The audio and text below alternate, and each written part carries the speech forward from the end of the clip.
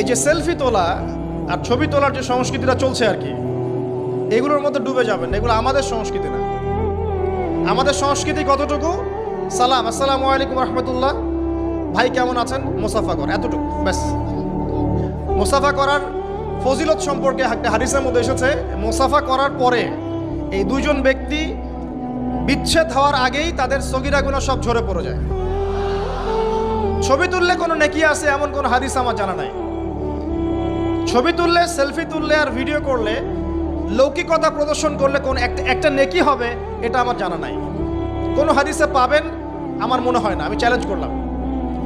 বরং একটা হাদিসে এসেছে বিনা প্রয়োজনে অপ্রয়োজনীয় যারা ছবি আর মূর্তি তৈরি করবে এবং এগুলো তো অভ্যস্ত হয়ে যাবে, কিয়ামতের দিন আল্লাহ পাক তাদেরকে কঠিন শাস্তি দেবে। ইনশাআল্লাহ আল্লাহ পাক বলবেন যে তুমি যা সৃষ্টি করেছিলে এর মধ্যে এখন প্রাণ সঞ্চার করো।